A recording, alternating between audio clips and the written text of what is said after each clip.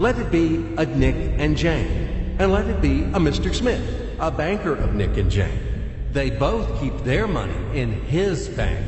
That's why we use the title Mr. Smith, with respect. Nick really wants to buy, well, let's say Jane's bicycle, but he has no money. More precisely, he has money, but not enough, only $10, while Jane wants $100 for her precious bicycle. That's a problem. What should Nick do? Well, this bicycle is so desirable.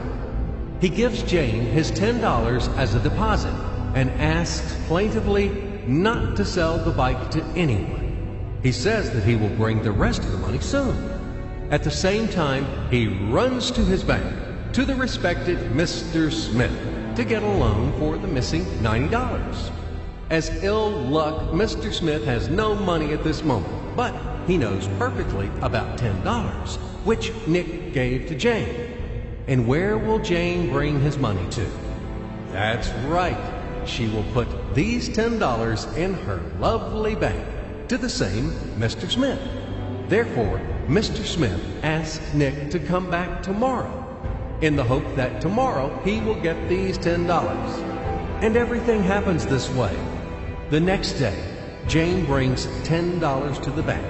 The bank provides Nick these $10 on credit. Nick immediately gives them to Jane. She again puts them in a bank. The bank again provides Nick these $10 on credit, etc. As long as Nick the fool will gather enough money for the bicycle. Don't you get confused yet? Be patient, I told you. These demons have been trying to confuse you during 1,000 years. These damn economists and financiers. But anyway, we will figure everything out. So what do we have in the end? Nick finally got the bike from Jane. Wow! But at the same time, Nick owes $90 to the bank, Mr. Smith. And the bank, in its turn, owes $100 to Jane.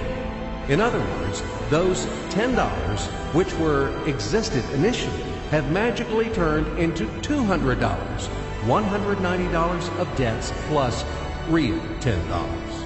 But these $10 would also turn into $1,000, even in $1 million or $1 billion, if Nick would make a more expensive purchase. In this case, our $10 would make the increasing number of its cycles, circuits from hands to hands. That's it.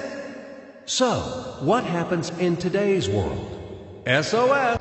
It appears that banks also make money out of thin air and multiply them. Not only Fed can produce money, but banks either. In short, everybody can do this, except you and me. We are not in the business at this celebration of life. I would like to print or draw some money as well. In fact, these banks multiply money without any control. And we're still wondering why the banker lives better. What are naive fools are we? Now it is clear why. The one who produces the money, of course, lives better. But this is not enough. From this moment, poor Nick will never be able to repay his debts owed to the bank, no matter how hard he would work. Silly Nick doesn't know it yet, that he's in slavery to the bank, in credit bondage forever, because those $90 which he owes to Mr. Smith do not exist in nature at all. Sly Mr. Smith made his money out of nothing. He created them out of thin air, just one click. And $10 turned into $200. Yes, but you can object